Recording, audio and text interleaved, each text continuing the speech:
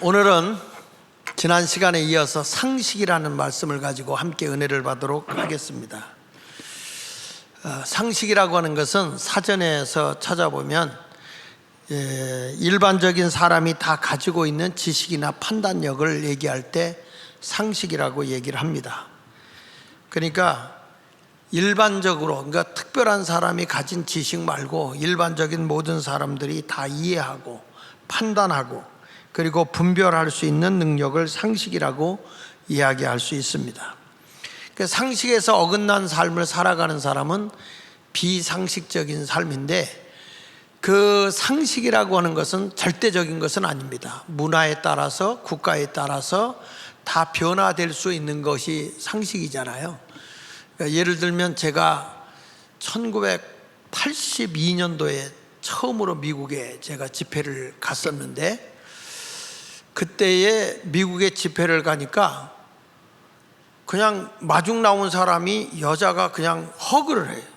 요즘엔 이제 보편적으로 돼서 이렇게 안아주는 거 별로 문제가 안 되지만, 그때만 해도 그게 우리나라에서는 용납이 안 돼요. 따고 가서 이렇게 안아주려고 하길래 사탄아 물러가라, 제가 이제 이렇게 하고 안 됩니다. 그렇게 하고 이제 좀 거절하고 그냥 악수로 이렇게 한 적이 있어요. 근데 지금은 뭐 자연스럽게들 하지 않습니까? 근데 그게 사실은 우리나라의 문화하고는 잘 안 맞아요. 우리나라는 뭐 사실 여자들하고도 악수도 잘 안 하는 편이었잖아요. 지금은 자연스럽게 합니다만은 목례 정도 이렇게 하죠. 저도 가급적이면은 이제 젊었을 때는 여자분들하고 그렇게 악수나 이런 거 안 했는데, 요즘에는 그냥 손 내밀면 해요. 왜? 뭐 다 사갔는데 그러니까 다 인생이라는 것이 이제 이렇게 변화되어 있는 그런 문화라는 게 이렇게 바뀌어져 있죠. 또 군대 가면 군인의 문화가 있어요. 그러니까 군인이 와서 이제 휴가를 오잖아요. 그럼 저는 군대 가는 아이들, 제가 너무 그때 어렵고 힘들게 군대 생활을 했기 때문에 지금도 이렇게 군대 가는 친구들한테는 제가 용돈을 줘요.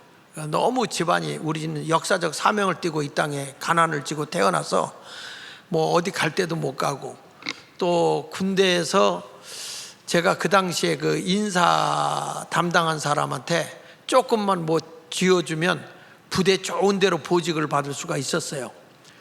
근데 뭐 아버지 어머니는 제가 사정을 아니까 제가 감히 말씀을 못 드리고 저희 작은아버지한테 찾아가서 좀 도와달라고 그랬어요. 나 사실은 이만저차, 2차저차, 아차저차, 기차, 열차, KTX까지 타면 내가 군 생활을 좀 편하게 할 것 같으니 조금 돈 좀 주실래요? 그랬더니 저희 작은아버지가 첫 마디가 돈이 웬수야? 그러더니 끝나더라고요. 그리고 못하고 그냥 갔죠. 그리고 들어갔는데, 그래서 이제 제 근무한 데가 최전방 판문점에 들어가서 제가 잠복 근무하고 그런 군 생활을 했어요. 그러니까 지금에 와서 보니까 잘했죠. 그 당시에는 하여튼 그 당시에 라면 값이 12원인가 되는데 한 달 생명수당이 10원이야, 10원. 그러니까 한 달 생명수당비가 라면 한 봉다리 값도 안 나갈 정도로, 그 정도로 제가 이제 군 생활을 하고 있었거든요. 그래서 군 생활할 때 제가 사실은 돈 한 푼도 없고 아무것도 없고 다 어려움에 생활하고 있었기 때문에, 제가 군대 가는 친구들은 요즘에는 뭐 많이 준다고 그러대. 병장이 한 170만 원 이 정도 월급을 받는다고 하니까 뭐 시원찮으면 거기 가는 것도 좋을 것 같고, 또 시원찮으면 영창 가면 뭐 밤 잠자리도 주고 밥도 먹여준다며, 돈도 안 받고 말이죠. 그래가지고 일부러 그 겨울 되면 범법을 저질러서 감옥에 가는 친구들도 있다고 그래요. 근데 그런 것은 잘못된 것입니다.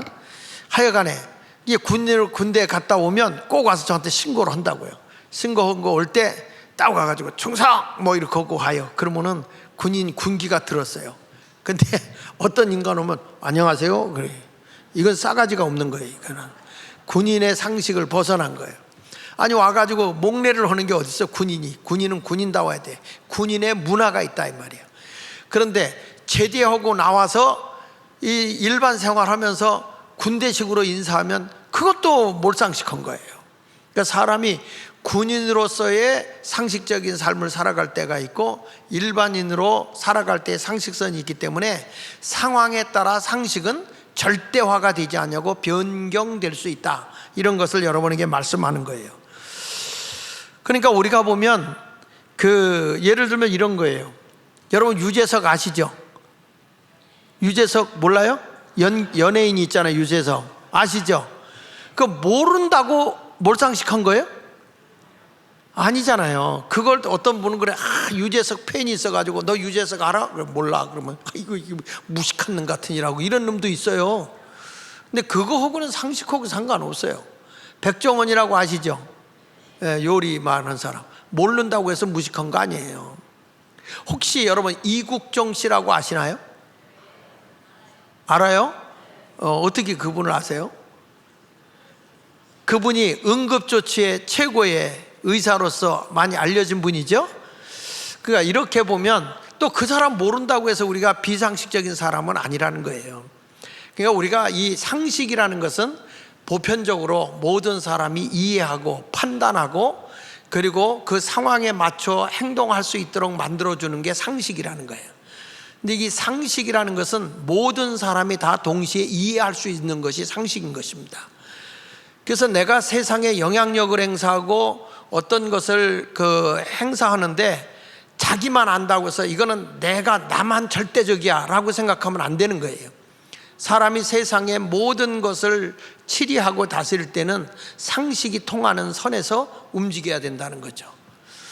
역시 예수 믿는 사람들도 상식적인 사람이 돼야 되는데, 우리가 예수 믿기 이전의 삶과 예수 안에 들어와서의 상식이 다른데, 지난 시간에 제가 이런 얘기했어요. 상식이라는 게 뭐냐? 그리스도 예수 안에서 옳은 것은 옳다, 아닌 것은 아니라 라고 할 수 있는 것이 상식이다 그랬어요.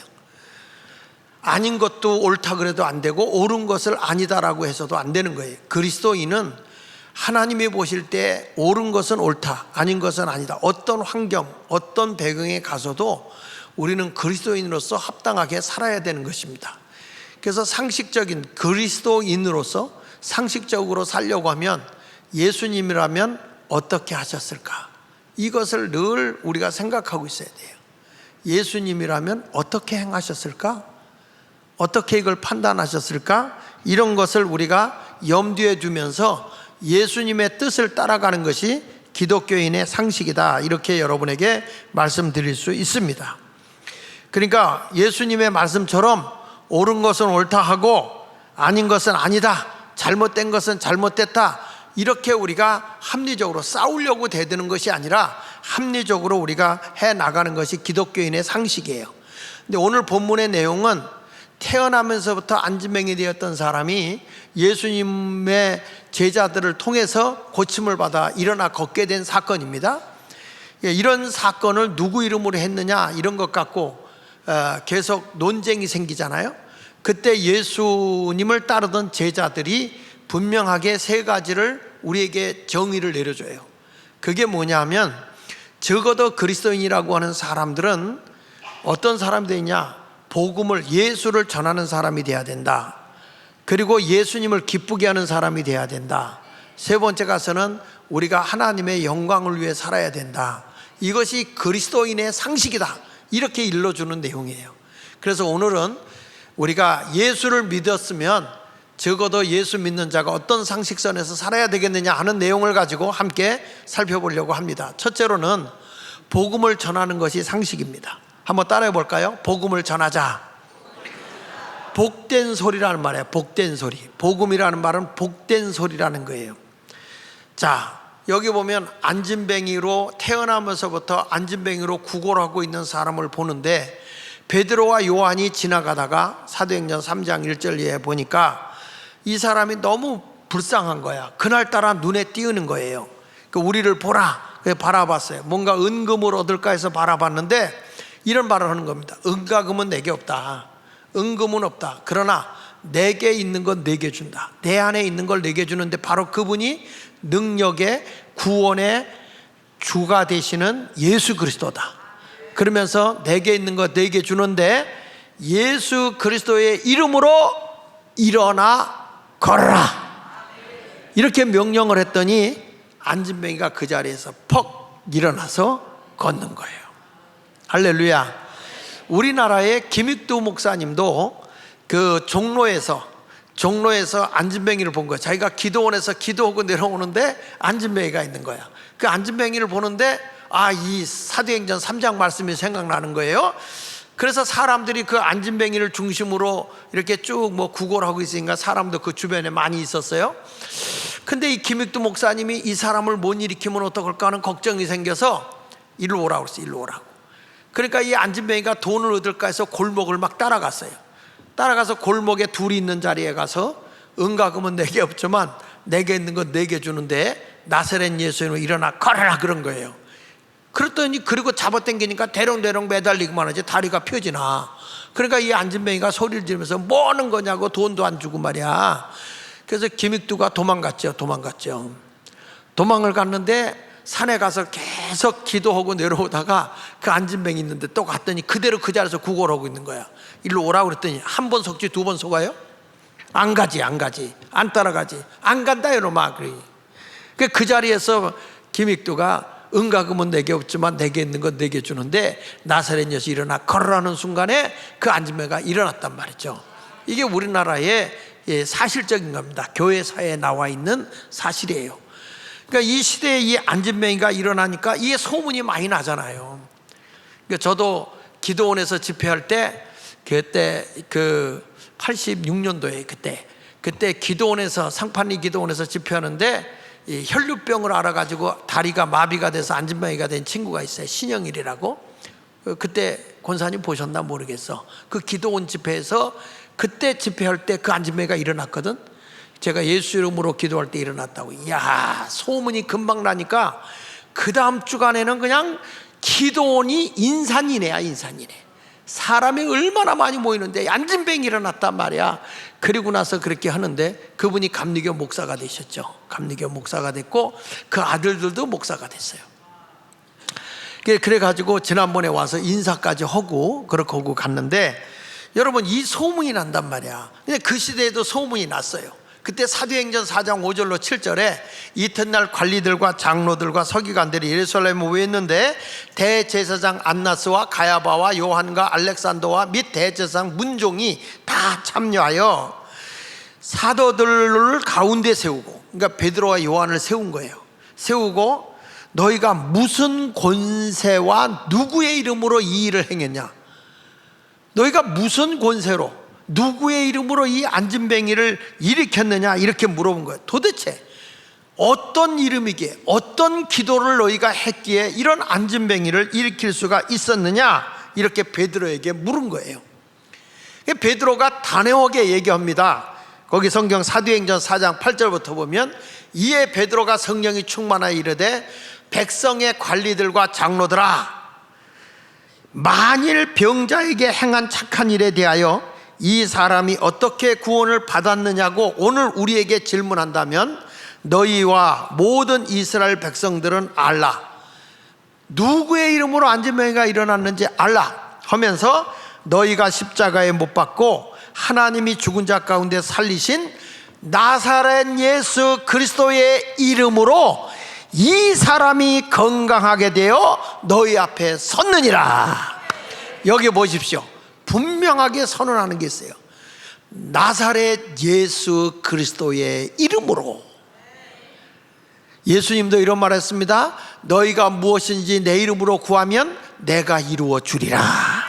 예수 이름으로 기도하면 응답을 해 주겠다라고 성경은 말하고 있는 거예요. 그러니까 이 베드로는 그 말씀을 믿고 은과금은 내게 없지만 내게 있는 건 내게 주는데 나사렛 예수 그리스도의 이름으로 일어나 걸어라 하는 순간에 안진뱅이가 일어나 걸었단 말이에요. 이것이 성경이에요. 그러면서 이 예수는 너희 건축자들의 버린 돌로서, 이 건축자라는 건 뭐냐 하면 그 이스라엘이에요. 하나님이 이스라엘 백성을 택해서 인류를 구원하고 하나님의 나라를 이 땅에 세우겠다는 거예요. 그런데 이스라엘이 하나님 나라를 이 땅에 건축해야 되는데 머릿돌로 이 땅에 오신, 건물을 질 때 제일 중요한데 머릿돌로부터 벽돌이 쌓아가는 거거든요. 균형을 잡기 위해서. 요즘에는 뭐 콘크리트 하지만 벽돌을 쌓아나갈 때 머릿돌을 놓고 거기서부터 쌓아 나간단 말이에요. 그런데 여기서 너희 건축자들의 버린 돌, 예수님을 버렸다는 거예요. 근데 집 모퉁이의 머릿돌이 되었다. 이 집 모퉁이는 이방인들이야. 이방인의 주인이 누가 됐느냐? 예수 그리스도가 되었다, 그 말이야. 너희가 버렸기 때문에. 그래서 12절에 하는 말씀이 다른 이로서는 구원을 받을 수 없나니 천하 사람 중에 구원받을 만한 다른 이름을 우리에게 주신 일은 있다 없다. 그러니까 나사렛 예수 그리스도의 이름만이 여러분의 기도도 응답될 수 있고, 그분만이 우리를 죄에서 우리를 용서해 줄 수 있고, 사망에서 지옥에서 천국으로 구원해 줄 수 있는 분이 누구라고요? 예수 그리스도예요. 그러면 목사, 어떤 분들이 이단 얘기를 할 때 그런 얘기, 이단이라는 걸 보면 다 성경 얘기를 갖고 해요. 근데 문제는 뭐냐면 이 이단이라는 게 달을 이자 끝단자란 말이야. 끝에 가서 달라진다는 거예요. 신천지도 보면 1단계, 2단계 성경 공부할 때 성경 내용 갖고 해요. 성경 갖고 뭐 다를 바가 뭐 있어? 그런데 3단계에 가면 이제 본부로 들어가잖아. 본부에 들어가면 거기에 마지막 단계에 뭐냐면 이 보혜사 성령이 누구냐, 자기들이 성경을 가는데 그분이 누구냐 하고 그 자리에, 보혜사 성령님의 자리에 올라가는 게 이만희가 딱 올라가. 자기가 보혜사 성령이야. 이래서 이단인 거예요, 이게. 그리고 하나님의 사랑에 대해서 쭉 얘기를 해. 하나님에 대해서 성경 얘기를 쭉 해. 그래 마지막에 가서 그 하나님이 누구냐 하고 들어가는 게 장길자 하고 딱 올라가면 그게 뭐예요? 그게 하나님의 교회야. 그게 하나님의 교회라고. 이단이죠, 이단. 그리고 또 하나는 뭘 얘기하냐면 부활의 예수를 가리켜. 태양을 다 숭배하고 달도 다 통치하는 자다. 그래서 문선명이야. 문선. 그래서 그 재림, 부활의 메시아로 이 땅에 다시 오신 분이 누구냐? 문선명이라는 거예요. 그게 통일교예요, 그게. 여러분, 그런데 하나님이 계시할 자리에, 인류를 구원하러 오신 예수님이 계시할 자리에 사람이 탁 올라가 앉아 있는 거예요. 거기에 가서 완전히 사람들이 1단계, 2단계, 3단계로 들어가다 보면 쇠뇌를 당하는 거야. 이게 분명히 우리가 볼 때는 이거 엉터리고 잘못된 거에 분별할 것 같은데, 그곳에 가서 보면 거짓 영이 딱 그를 사로잡는 순간에 그냥 함몰돼 버리는 거예요, 여러분. 그래서 우리가 공산주의 사상에도 젖어들면요, 이 사람들이 아무리 참된 것을 말해도 참을 참으로 안 봅니다.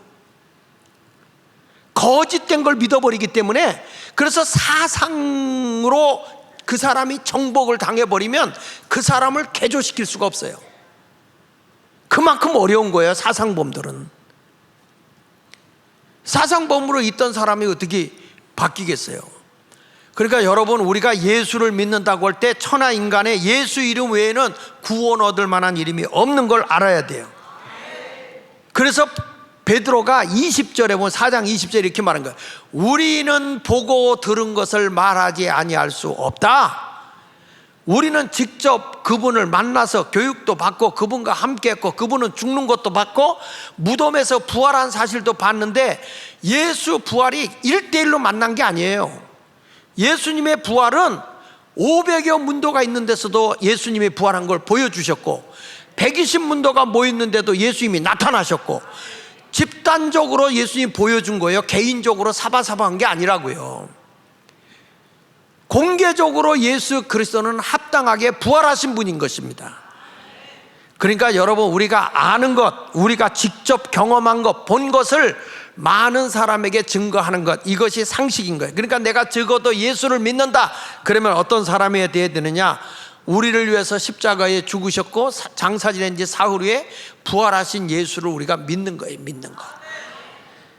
그래서 우리는 그것을 전파해야 되는 거예요, 그 예수를. 디모데후서 4장 2절에 보니까 너는 말씀을 전파하라. 때를 어떤지 못 어떤지 항상 뭐라고 했어요? 힘쓰라, 이런 말을 써요. 여기서 전파하라는 말은 헬라어로 뭐냐면 대중 앞에 선포하라, 이런 말이야. 따라합시다. 대중 앞에 선포해라. 그러니까 예수가 바로 우리를 죄에서 구원하실 분이고 사망에서 우리를 건져줄 분이고 지옥 백성을 천국 백성으로 인도해 주실 분이다. 그러니까 우리는 자랑할 분이 누구밖에 없는 거예요. 나사렛 예수 그리스도, 그분을 자랑하는 거예요. 그분 외에는 구원을 주실 분이 없어요. 거짓 종교에 빠져버릴 필요가 없어요. 오직 예수밖에 없는 줄 믿으시기 바랍니다. 그러니까 이 예수를 전파해라. 이 하나님의 말씀, 구원의 메시지를 전파하라. 대중 앞에 선포하라는 거예요. 그 디모데후서 4장 2절에 보면 때를 얻든지 못 얻든지 라는 말은 뭐냐면 유카이로스 아카이로스라는 말을 쓰는데, 이게 뭐냐면 내가 말씀을 전하고 싶든지 그렇지 않든지 그 말이에요. 그러니까 내가 때를 얻든지 못 얻든지는 내가 말씀을 전하고 싶을 때가 올 때도 있지만 전하고 싶지 않을 때가 왔다 할지라도 너희는 예수를 전하는 자가 되라, 이렇게 일러주는 거예요. 여러분, 말씀을 우리는 끊임없이 전해주는 것, 전도하는 거, 이게 바로 사명이고 이게 바로 상식인 거예요. 예수 믿는 사람이 가다가 누구든지 예수 믿으세요, 이 말을 해야 되거든. 그 사람이 안 들어도 괜찮아요. 근데 여러분 보세요, 하나님의 말씀은 능력이 돼서 씨가 되는 거예요. 그러니까 예수 믿으십시오. 예수 믿어야 구원받고 천국 갑니다. 황당한 말 같아. 근데 메시지는요, 설득이 아니야. 그냥 선포하는 거야. 근데 그 마음을 감동시키는 분은 누구냐? 성령님이 감동시키는 거야. 우리나라에 전도왕으로 유명한 분이 계세요. 그분이 누구냐면 최봉석 목사님이에요. 하도 전도의 능력이 강하다 그래서 별명이 최권능입니다. 최권능. 이분은 예수를 알고 난 뒤부터 전도에 불이 붙었어요. 전도를, 내가 이제는 전도를 위해서 신학교를 가야 되겠다. 이분이 신학교를 갑니다. 신학교에 가서 선생님들에게, 교수님들에게 강의를 들어요. 그 강의를 듣고 나서는 이 목회자의 사명이 뭐냐? 전도다. 그래서 다니면서 매일 나가서 전도하는 거예요. 공부는 안 하고 전도만 하는 거야. 예수 믿고 구원 받으세요. 이분이 외친 말은 딱 이거예요. 예수 천당. 이거 한마디야. 예수 천당. 여러분, 이게 안 믿을 것 같은데 믿는단 말이죠. 예를 들어 이런 거예요. 지나가는데 밭을 매는 두 여인이 있어서, 하나는 시어머니고 며느리야. 며느리가 밭을 메고 있고 시어머니가 밭을 메고 있는데 지나가다가 아주머니 하니까 쳐다볼 거 아니에요. 예수 천당. 그리고 지나갔어요. 그 둘이 다 욕을 했어요. 별 미친놈 다 봤다고. 근데 그날 밤에 잠자려고 오는데 시어머니는 아무 이상이 없어. 잠 잘 자. 며느리만 환청이 들리는 거예요. 눈만 감으면 아주머니 예수 천당. 눈만 감으면. 그래서 불면증에 시달려. 그래가지고 무당집을 갔어. 신당동에 갔는지 모르겠어요. 무당집에 갔더니 무당이 구슬로다 그러더래. 예수 믿어야 살겠다. 가까운 교회에 나가거라. 이러더라는 거예요. 가까운 교회에 나가라고. 그러니 얼마나 무서워. 무당이 교회 가야 산다니까. 그래가지고 이분이 교회를 나오기 시작하면서 그게 없어졌단 말이야.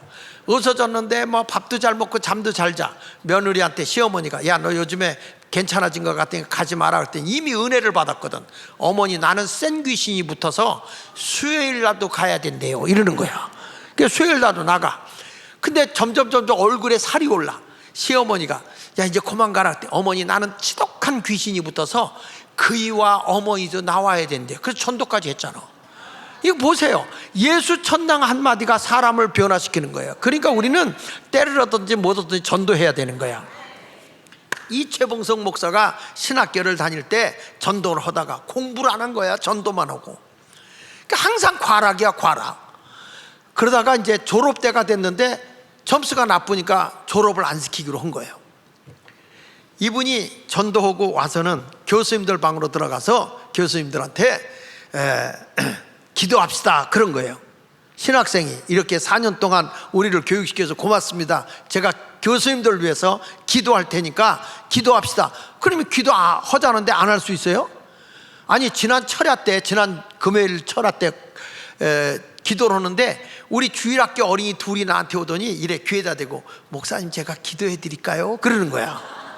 초등학교 2명 애들이 와가지고, 그래서 기도해줘 그랬어요.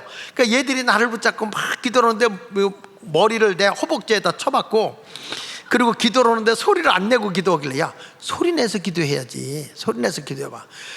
얘들의 기도가 간절히 둘이 기도를 하는데 한 5분 이상을 하는 것 같아. 그렇게 기도를 해주고 가더라고. 그래서 고맙다, 기도해서 고맙다, 그리고 봤어요. 그러니까 기도해 주겠다는데 내가 안 돼, 그럴 수는 없잖아. 기도해 주겠다는데. 그 아이들의 순박한 마음이 얼마나 이쁜지 모르겠어요. 은혜 받으면 이렇다고. 여러분은 날 위해 기도 안 해줘도 초등학생들은 와서 기도해 주잖아.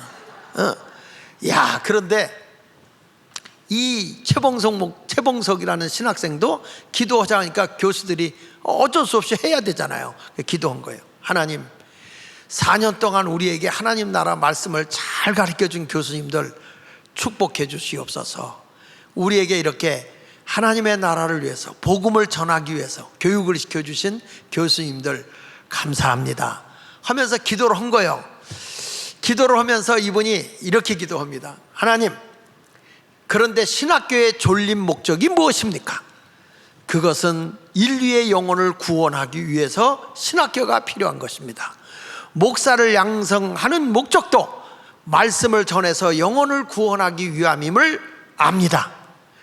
그래서 저는 교수님들의 가르침대로 실천신학을 탁월하게 해서 복음을 전하기 위해 땅끝까지 복음을 전하라는 말씀대로 복음을 전하다 보니 저는 공부할 시간이 없었습니다. 그렇지만 우리의 사명은 잃지 않았습니다 하면서 기도를 장장하게 멋지게 하면서 교수님들이 가르치는 대로 내가 실천했다는 말씀을 쫙 전한 거야. 그리고 나서 예수 이름으로 기도합니다 하니까 교수들이 얼떨결에 아멘 한 거야. 근데 그 마지막이 뭐였냐면, 이번에 저도 교수님들의 마음을 감동시켜 주셔서 졸업시켜 줄 줄 믿습니다 이랬던 거야. 그러니까 아멘 했단 말이야. 교수님들에게 졸업장 달라고 한 거예요. 어떻게 하나님 앞에 거짓말을 합니까? 졸업시켜 준다고 했으니까. 그리고 솔직히 신학교의 목적이 영혼 전도하는 거 아닙니까? 내가 논외라고 공부 못 안 한 거 아니고 다 정말 전도하기 위해서 바쁩니다. 이분이 시험 볼 때 시험 문제를 보니까 하나도 모르겠는 거야. 그러니까 이분이 뭐라고 쓴지 아세요? 하나님은 다 아십니다 이렇게 썼던 거야. 그러니까 교수들이 이렇게 채점을 해야 되는데, 아니 하나님이 다 아신다는데 이거 틀린 말은 아니잖아. 그러니까 어떻게 하냐면 채점을 썼는데 하나님은 100점 너는 빵점 이렇게 쓴 거야. 그래서 교수들이 회의를 해가지고 좋다, 그 말도 맞는 얘기니 이 친구가 이렇게 전도에 열심히 있는 거니까 전도하자, 졸업시켜주자. 다만 이 친구는 시험 보자 그러면 시험은 못 보니 페이퍼워크를 써게 하자, 글을 써서 내게 하자. 그래가지고 글을 써서 내고 졸업을 시키는 걸로 해서 졸업을 시킨 거예요. 여러분, 한국에서 이만큼 전도한 사람이 없어요. 일본 순사가 말 타고 뜨끄득 거고 오면은 말에 귀에다 대고 예수 천당 이래요. 그럼 말이 놀래가지고 헤헤 하고 하니까 뛰니까 일본 순사가 떨어지잖아요. 그러면 이분을 붙들고 가서 일본에 빠따를 때리는 거야. 그러면 세게 때리면 예수 천당 그러고, 약하게 때리면 예수 천당 그러고. 그러니까 화가 나서 너는 어떻게 세게 때리면 예수 천당하고 약하게 때리면 약한 예수 천당을 하냐 그랬더니, 난 아구까지 예수로 채워진 사람이라 세게 때리면 센 예수가 나오고 약하게 때리면 약한 예수가 나온다고. 일본 순사장이 뭐라 하냐면 저놈을 독방에다 집어쳐넣어라 그런 거야. 그랬더니 밑에 있는 일본 순사가 안 됩니다 너. 왜 안 되나? 독방에다 집어넣으면 너 하루 종일 기도한다 너 이런 거예요. 그러면 여러 사람들에다 집어쳐넣어라. 그건 더도 안 된다 너. 왜 더도 안 되냐? 그곳에 집어쳐넣으면 너 다 전도해버린다 너 이래. 그럼 어떻게 하면 죽여라. 그래서 죽이는 건 더도 안 된다 너. 예수쟁이들은 순교를 최고의 영광으로 알기 때문에 목사가 죽으면 너 장로들부터 죽는다고 다 달라붙는다 너. 그럼 어떻게 하면 좋겠냐 너. 놓아주는 게 상책이다 너. 그래서 이분을 풀어줘요. 이게 우리 한국 그 기독교 100년사에 나오는 얘기야 이게요. 그러니까 이 최봉석 목사가 밖에 나와서 신발 벗고 마당을 치면서 통곡하고 우는 거예요. 그러면 그렇지 순교자의 반열은 아무나 들어가나, 나 같은 게 무슨 순교의 반열에 들어가. 그리고 통곡하고 우니까 일본 순사들이 파랗게 질렸다는 거 아닙니까? 역사 이래로 살려줘서 우는 놈은 처음 봤다 이거예요. 예. 여러분, 예수는 우리나라 초대에 예수 믿는 분들은 이런 열정이 있었다고. 생명 내놓고 예수를 전했다고요. 여러분, 이렇게 성도는요 전도의 의무를 다해야 돼요. 할렐루야. 그러니까 우리나라에 고구마 전도왕도 있잖아요. 그 고구마 전도왕은 젓가락 들고 가서 찔러본다는 거예요. 예수 믿으십니까? 재수없어. 아, 생 고구마구나. 아, 나 같은 게 교회 가도 되나요? 아, 이거 익은 고구마구나. 그러고 나서 예수 믿으면 너무 행복합니다. 꼭 예수 믿기 바랍니다. 그리고 생 고구마를 그렇게 딱 얘기해 놓고 지나가서 몇 달 후에 나타나 보면 그분이 벌써 익어 있더래. 선생님을 얼마나 기다렸는지 아냐고. 그 말 한마디가 그의 마음을 감동시킨 거예요. 예수 믿으면 너무 행복합니다. 예수 믿으세요. 그 집안에 문제만 있으면 행복 이게 떠오르는 거야. 그래서 교회 나죠. 그 이분이 나중에는 목사가 됐죠. 우리 감리교 고구마 전도왕. 난 여러분에게 말씀해요. 우리는 복음의 상식이라는 게 전도입니다. 전도. 내가 적어도 예수 믿으면 전도해야 돼요. 그 당시에는 안 받아들일 수 있어요. 그래도 예수 믿어야 됩니다. 예수 믿고 천국 가셔야 됩니다. 꼭 전하는 여러분이 되시길 바라고, 아직 우리 교회는 비었으니까 한 명씩 전도해서 옆에다 채워놓으세요. 이거 봐, 전도하라는 벌써 얼굴이 저기 저 요단강 가려고 준비하는 사람 같아. 전도는 상식이에요. 상식. 두 번째 가서는 뭐냐? 따라합시다. 하나님을 기쁘게 하는 것이 상식이다. 예, 여기서 보니까 뭐는 거냐? 사도들이 예수를 증거하니까 더 이상 증거하지 말라는 거예요. 그런데 베드로는 단호하게 얘기를 합니다. 뭐냐? 예수가 생명이고 예수 믿어야 천국 가는데 담대한 거예요. 그래서 이런 말을 합니다. 볼래요? 사도행전 4장 13절 14절 보면 그들이 베드로와 요한이 담대하게 말함을 듣고, 여러분 보십시오. 예수 믿는 것이 부끄러운 거 아니에요. 믿습니까? 보십시오. 이 길거리에서 호객행위하는 여자들, 막 빗자루 달고 오빠 사장님 놀다 가세요 이런 분들 있잖아. 그런 분들이 자기를 부끄러워해요? 부끄러워합니까? 절대 부끄러워하지 않아요. 아니, 죄를 짓는 것도 부끄러워하지 않는다고. 우리는 영혼을 구원하고 영원한 천국의 세계로 안내하는 이 생명의 길을 왜 부끄러워서 전하지 못하냐 이거예요. 예수 믿는 것 당당할 필요가 있어요.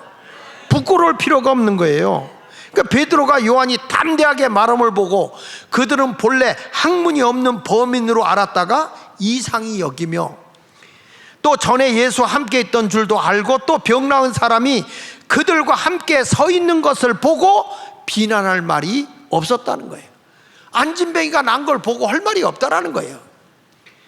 우리는요, 예수를 믿고 내가 예수 이름으로 선포하잖아, 능력이 나타나게 돼 있어요. 저는 그 신학교 다닐 때요, 성령 받고 금식기도 하고 막 그러는데 막 설교를 하고 싶은 거야. 성령을 받고 나니까 그렇게 설교하고 싶은 거야. 근데 저희 작은아버지가 이제 금호제일교회 담임 목사님이셨으니까 그거 있는데, 내가 성령을 받고 보니까 이게 너무 큰 은혜를 받아버리니까 양신 역사 할 것 같으니까 다 못하게 하더라고. 너 주일학교 기여서 하지 마. 아무것도 하지 마. 뭐 하려고 그러면 이 쌍놈의 새끼 하지 마. 목사가 왜 그렇게 욕을 해? 그거 막 하지 말라고 그래요. 그게 뭐 아무것도 못하니까 어떡해. 그래서 제가 부평에 있는 명신고아원이 있어. 명신고아원.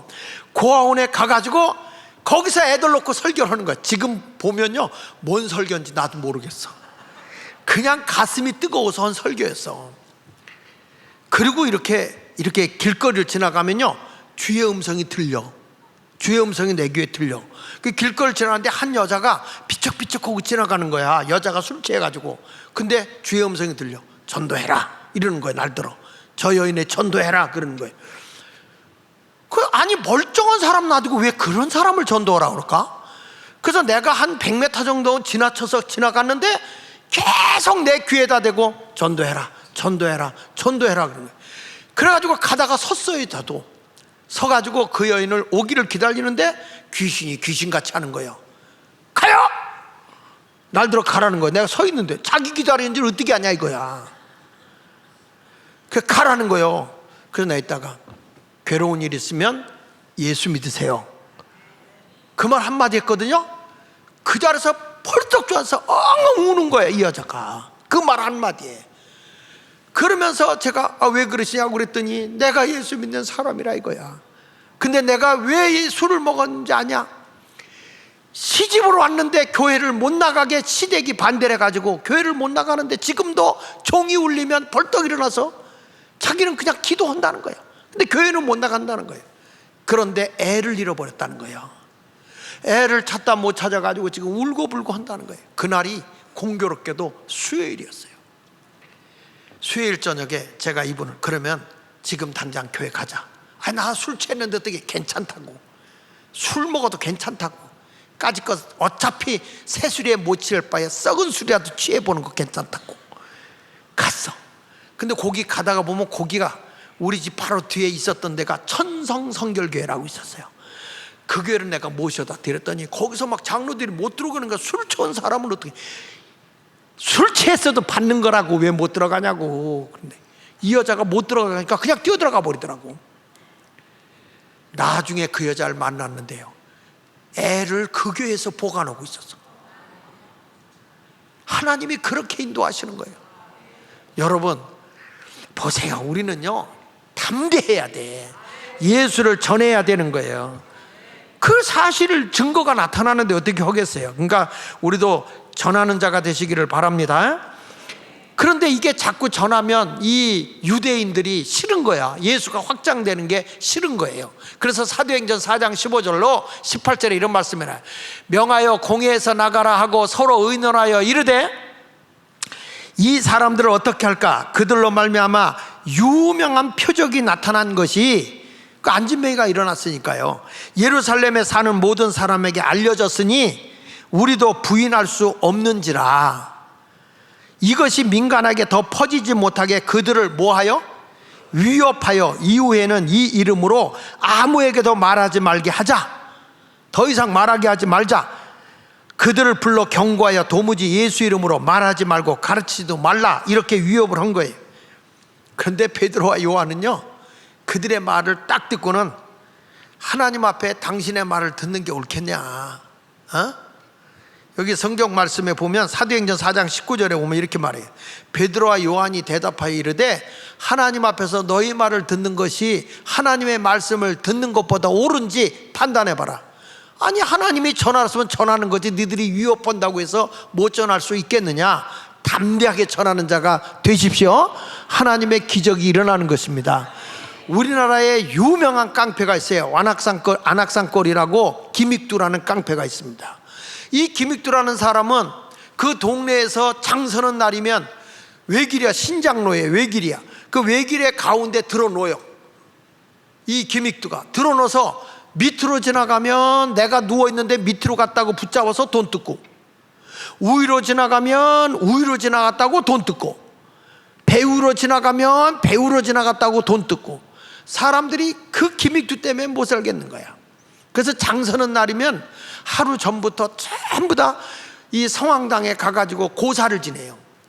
비나이다 비나이다, 산신령께 비나이다, 태평식께 비나이다, 한라신께 비나이다. 내일 장서는 날 기믹도 안 만나게 하소서, 안 만나게 하소서 하면서 침을 6번 뱉어. 퇴 이렇게 6번을 뱉어. 그리고 나서 왼쪽으로 깨끗 발을 6번을 뛴대. 기믹도 안 만나게 하소, 기믹도 안 만나게, 기믹도 안 만나게 6번을 뛰고, 그리고 하늘을 향해서 눈을 또 왼쪽 눈으로 6번 흘긴다네. 기믹도 안 만나게 하세요, 기믹도 안 만나게 하세요, 이렇게 흘긴다는 거야. 그 왜 그러는지 모르겠어요. 그리고 이제 그 다음날 이렇게 장선날 가보면 기적이 일어나. 기믹두가 와 있어. 예. 이 기믹두가 또 돈을 뜯는 거야. 이래가지고 괴로움을 계속 그 동네에 있었던 거예요.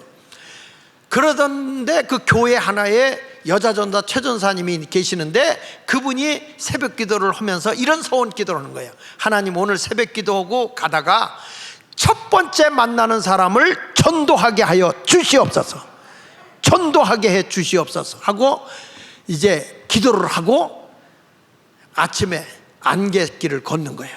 안갯길을 걷는데 저쪽에서 한 사람이 오는 거야. 저거 이제 오늘 봄 걸렸다, 오늘은 전도다, 저거는 이제 걸려들었다. 그리고 가까이 와보는데 보니까 그게 기믹두야. 너무 놀래가지고 하나님, 다른 인간은 다 돼도 저 인간은 안 됩니다. 저 인간은 전도 못합니다 하고 돌아가려고 하는데 주의 음성이 다시 들려. 전도해라. 주님, 딴 사람은 돼도 이 인간은 안 됩니다. 전도해라. 그래가지고 다리가 안 떨어지는 거야. 그래가지고 돌아보니까 김익두가 가까이 왔어요. 얼떨결에 예수 믿고 천국 가세요 그런 거야. 그러니까 김익두가 멱살을, 그 여자 전도사를 멱살을 딱 잡더니, 좋아, 예수 믿고 천국 갈 테니 주막집에 가서 술이나 좀 따라. 그리고 이 전도사를 질질 끌고 간 거야. 주막에 아침에 누가 문 열어요. 그런데 김익두가 소리 지르면 안 열 수가 없어. 열은 거예요. 열고 나서 막걸리를 시켜서 따르게 하는 거예요. 전도사가 누가 볼까봐 전도사님은 그냥 대접에다가 막 따라주는 거야. 따르면서 마시는 동안에 도망가 버렸어. 전도사님이 도망가서 예배당에 와가지고 성경 찬성을 집어 던져놓고서는 하나님 앞에 대드는 거예요. 하나님, 내가 뭐라고 그랬어요? 다른 인간인데도 김익두는 안 된다고 그러지 않았습니까? 근데 왜 전도하라고 그래서? 전도사가 막걸리 따르고, 아이고 하나님 퍽도 좋겠다. 쥐가 안 따르면 될 거 아니요?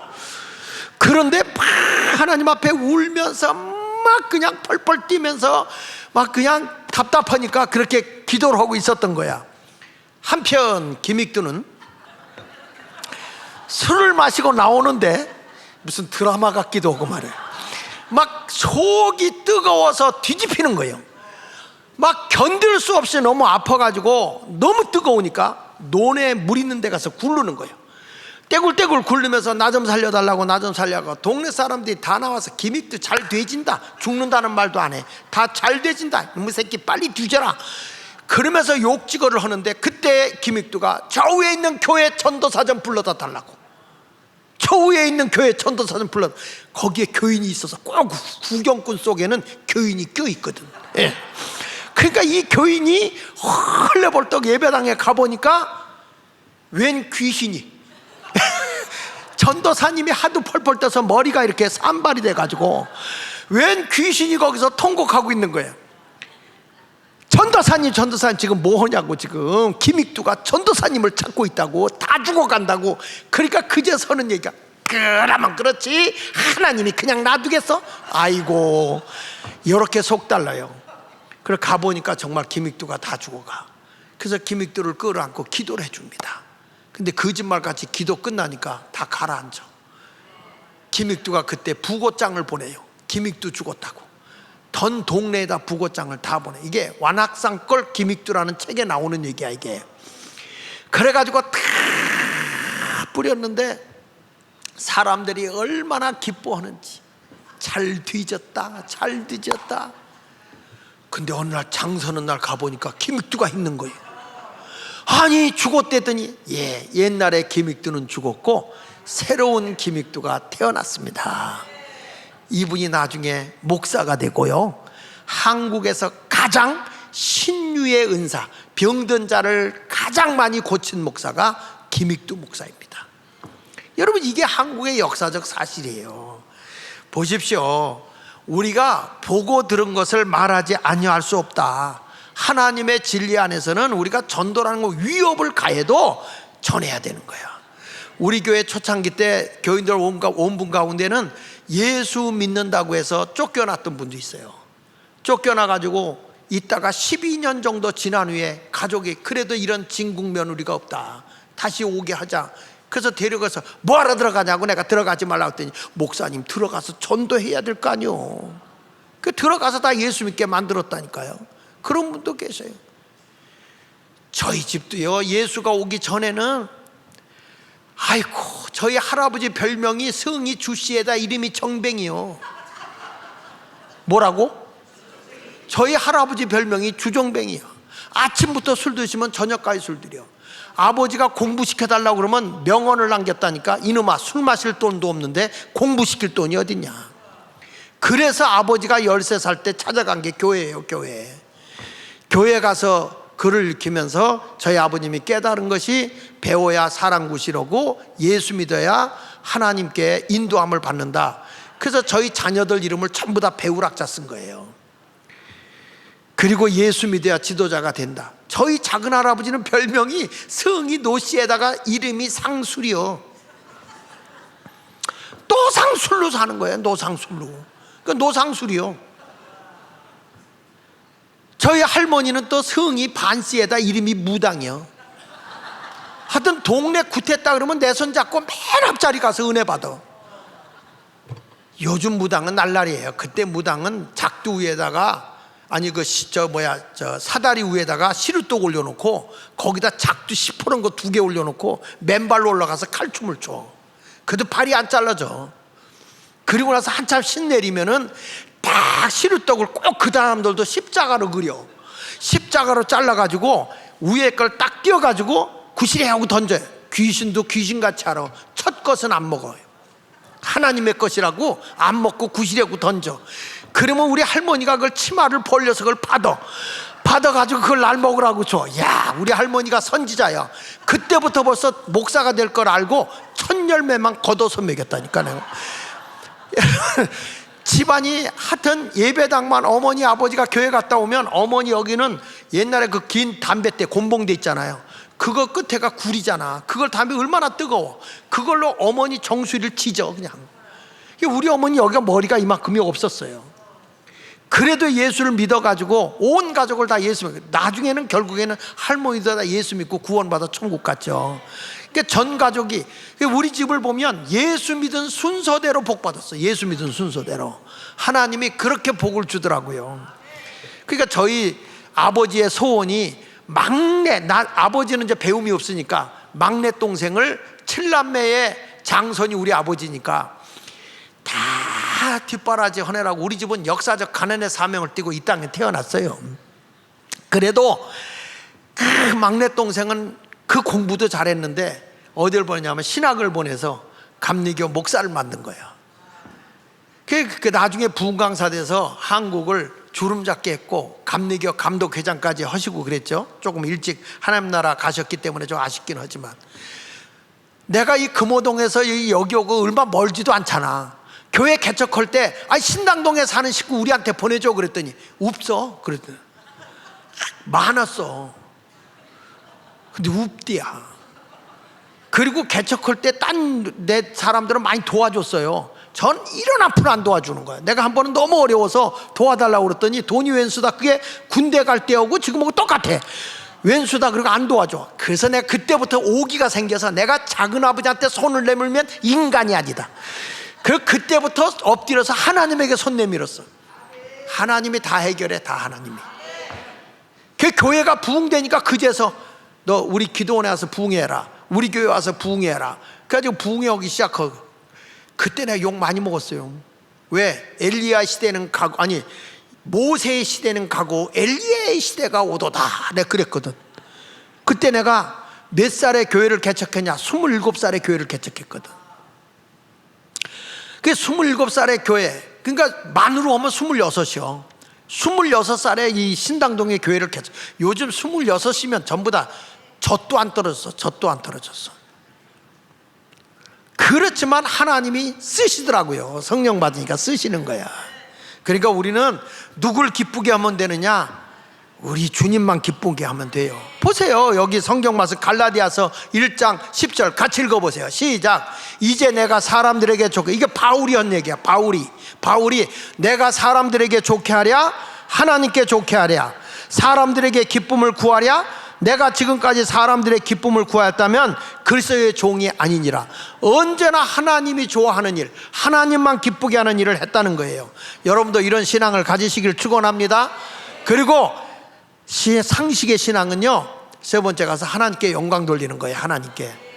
자기가 영광 받으면 안 돼요. 여기 보세요. 사도행전 4장 21절에 관리들이 백성들 때문에 그들을 어떻게 처벌할지 방법을 찾지 못하고 다시 위협하여 놓아주었으니 이는 모든 사람이 그 뒷일을 보고 하나님께 뭘 돌렸다? 영광을 돌린 거예요. 여러분, 우리는 이게 영화로울 영자 빛광자거든. 빛나게 하나님께 영광을 돌려라 이 말이야. 빛된 삶을 살라는 거죠. 근데 내가 영광을 받으면 안 돼요. 하나님께 영광을 돌려야 돼. 아유, 목사님 수고했어요. 주님이 주신 힘으로 했습니다. 주님께 영광입니다. 이래야 돼. 성경 말씀을 보면요, 고린도서 10장 31절에 이렇게 말해요. 너희가 먹든지 마시든지 무엇을 하든지 다 누구에게 영광이 되게 하라? 하나님께 영광이 되는. 이 목사들도 순간에 잘못하면 자기가 했다고 그래. 자기가 영광을 받아. 이건 안 돼요. 영광을 가로채면 안 돼. 영광 도둑질을 하면 안 된다고요. 모든 영광 하나님께, 모든 영광 하나님께, 모든 영광 하나님께. 나는 자유해.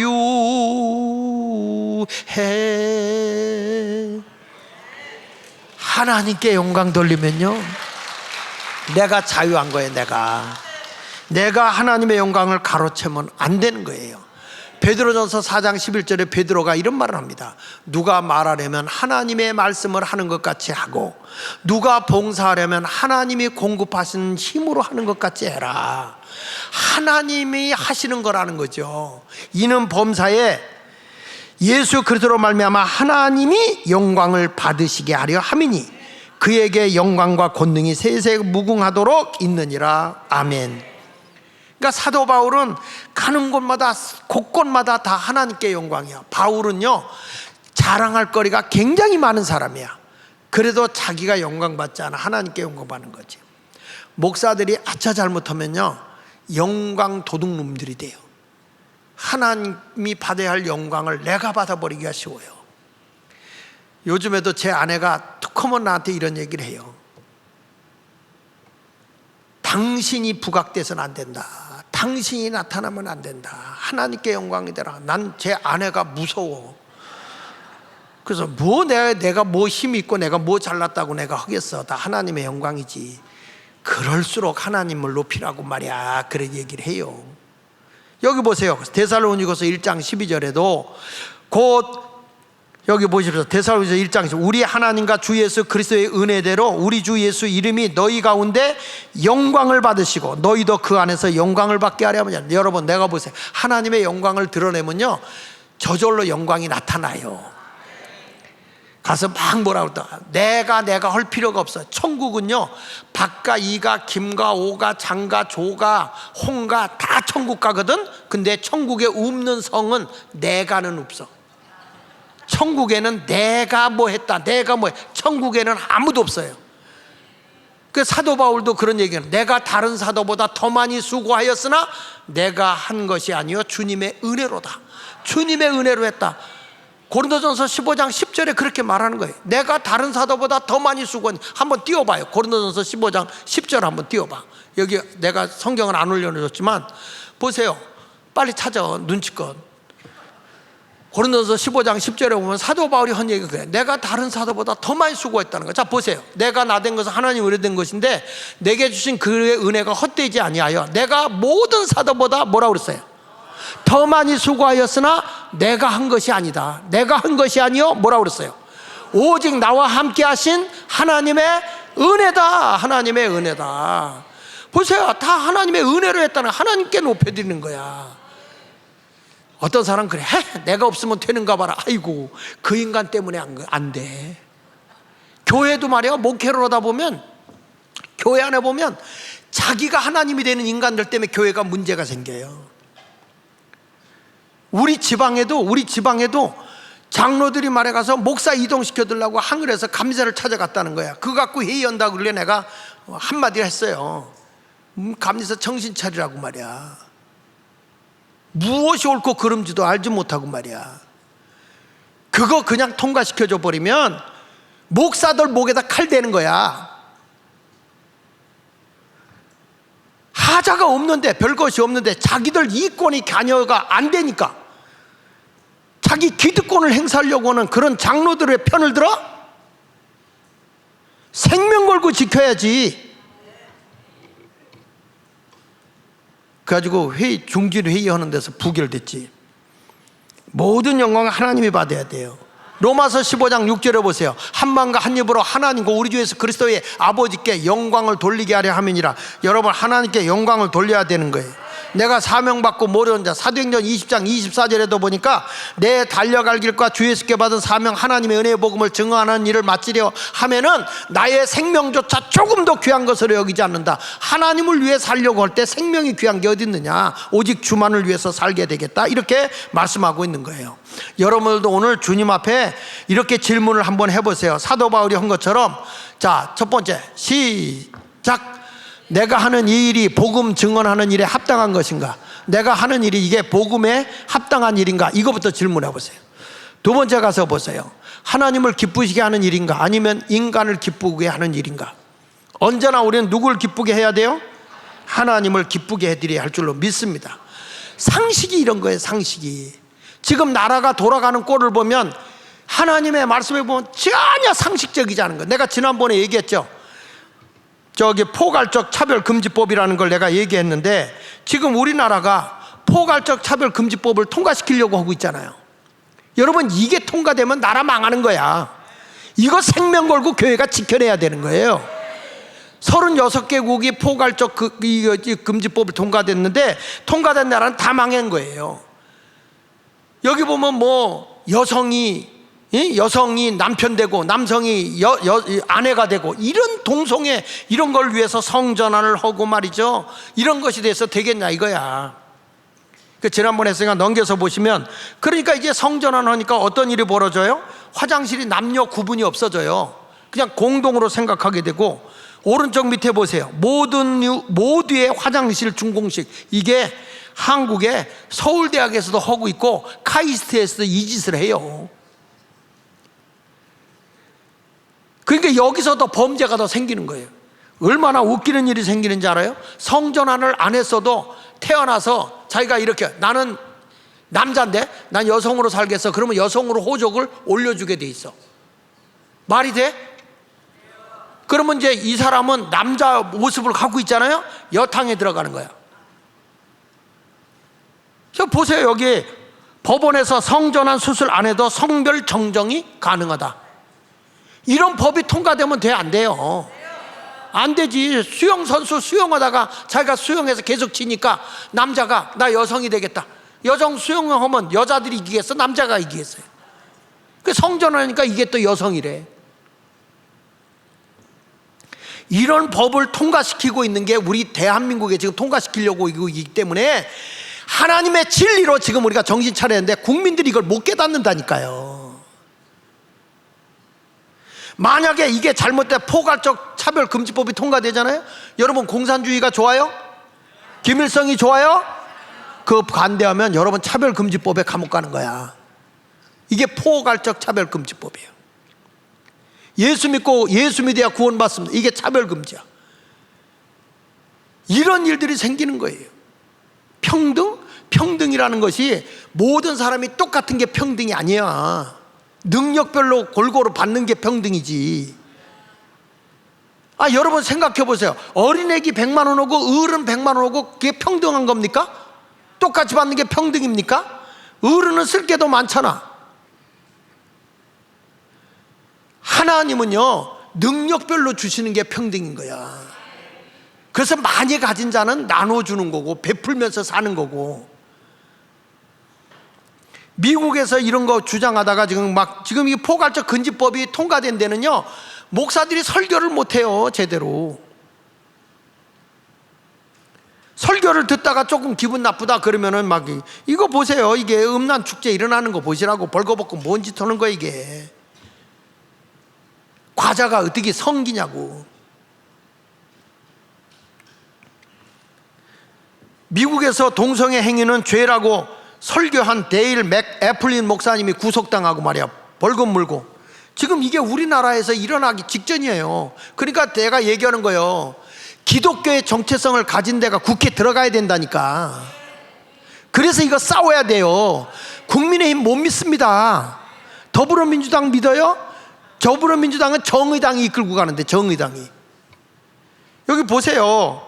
포괄적 차별금지 성공적으로 저지할 것은 교회다, 교회. 넘겨주세요. 자, 어디라고?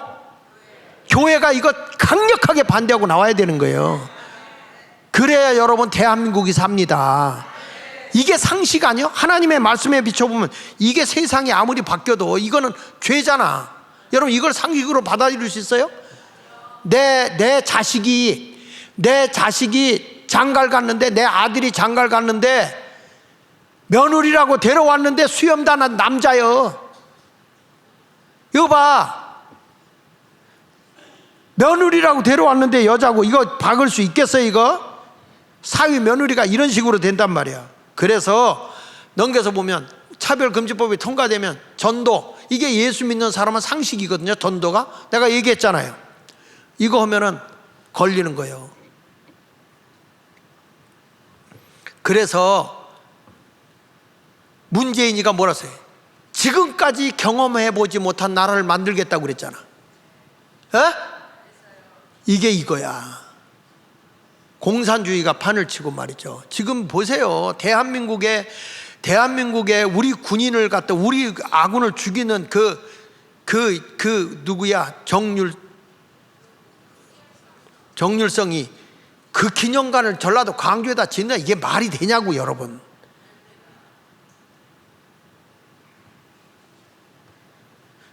이걸 국민들이 모르고 있으니까 설교 시간이라도 알려줘야지. 어떡하겠어.